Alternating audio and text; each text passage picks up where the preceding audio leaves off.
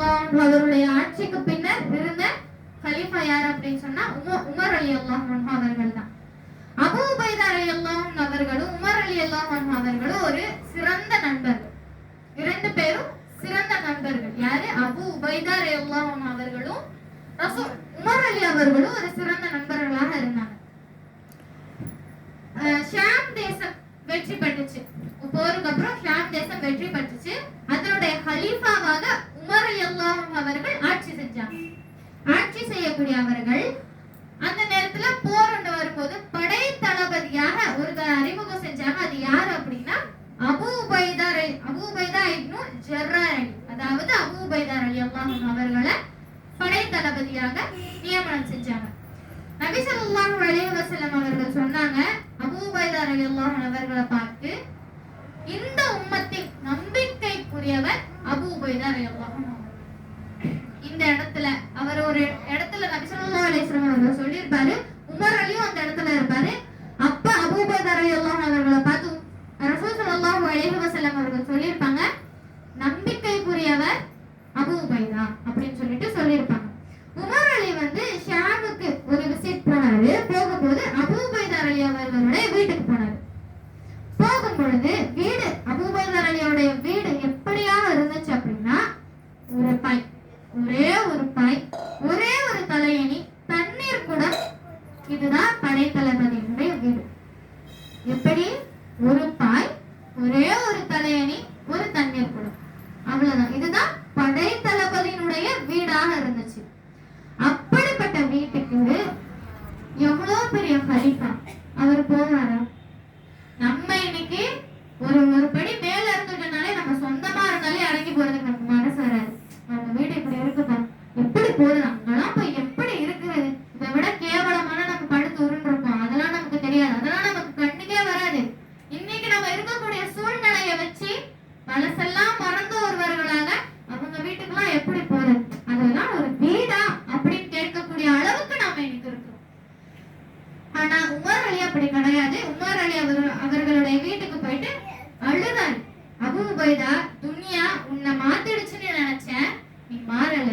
ஏன் அப்படின்னு சொன்னா, அபூ உபைதா அலி படை தளபதி ஆன உடனே மாறிடுவாரு அப்படின்னு சொல்லிட்டு உமர் அலி அவர்கள் நினைச்சாரு. ஆனா அபூ உபைதா அலி மாறல. அதே வீடோட, அதே உடையோட, அதே மாதிரி அப்படியே இருந்தாரு. அதை பார்த்தோன்னே உமர் அலி தேம்பி தேம்பி அழுறாரு.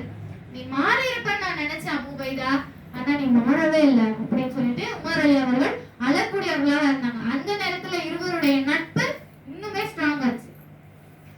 அடுத்து உமர் அலி அவர்கள் மரணப்படுக்கையில இருக்கும்போது சஹாபாக்கள் கேட்டாங்க, அடுத்த கலீஃபா யார் உமரே அப்படின்னு, உமர் அலி அவர்களே அப்படின்னு சொல்லிட்டு கேட்கும்போது உமர் அலி சொன்னாரு, அபூ உபைதா உயிரோட இருந்திருந்தா நான் அவரை தான் அடுத்த கலீஃபாவாக ஆக்கியிருப்பேன். அபூ உபைதா உயிரோட இருந்திருந்தா நான் அவரை தான் அடுத்த கலீஃபாவாக ஆக்கியிருப்பேன்.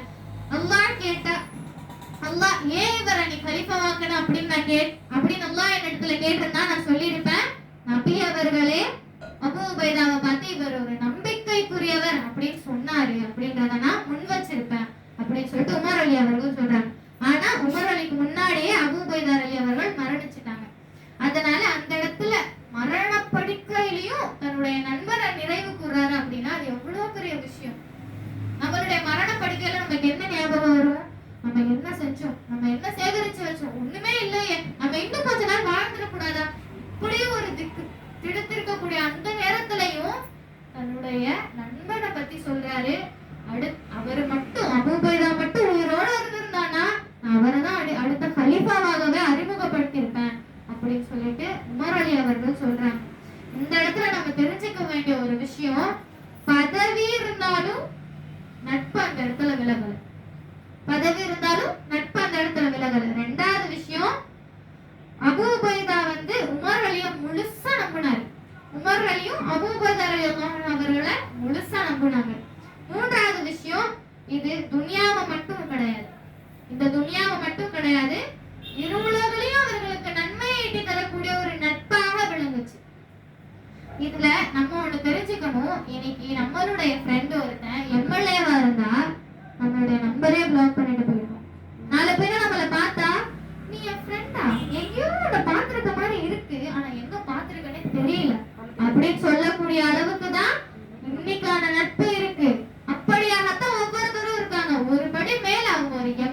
எம்பின்னு ஆயிட்டாங்க, நீங்க யாருன்னே அவங்களுக்கு தெரியாது.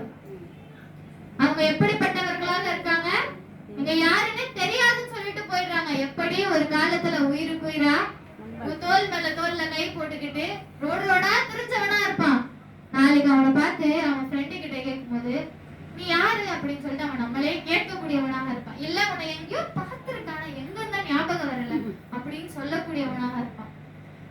அவன் போன் பண்ண மாட்டான், நீங்க போன் பண்ணாலும் ரிங் போகும், பிஸின்னு வரும். ஏன்னா அவன் பிளாக்ல போட்டு வச்சிருக்கான். அவ்வளவுதான், இதுதான் ஃப்ரெண்ட்ஷிப்.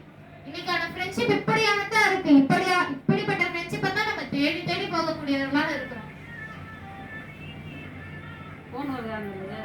ஆனா உமர் அலி அவர்கள் கலீஃபாவாக இருந்த போதும் அபூ உபைதா ரலியல்லாஹு அன்ஹு அவர்களை அவர் விட்டு கொடுக்கல.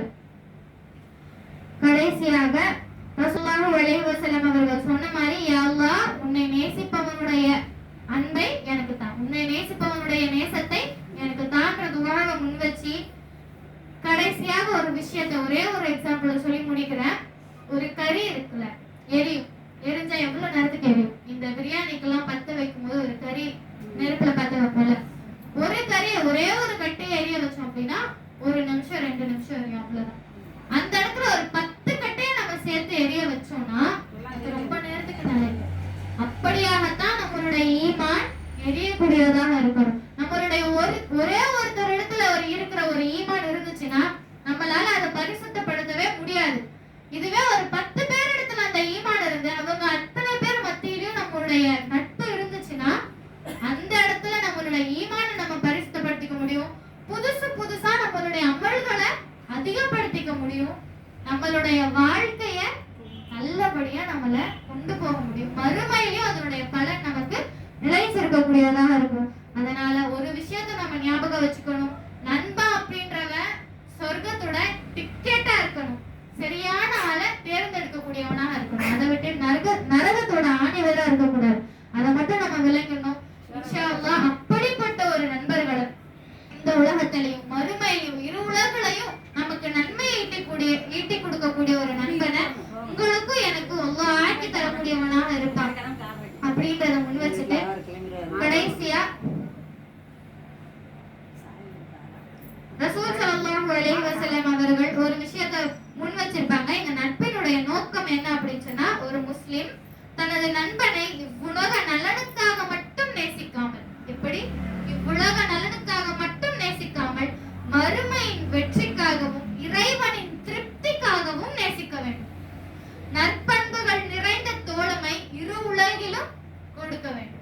அப்படிப்பட்ட நண்பனை அல்லாஹ் உங்களுக்கும் எனக்கும் தந்தருள்வானாக என்று துஆ செய்தவனாக எனது உரையை நிறைவு செய்கின்றேன்.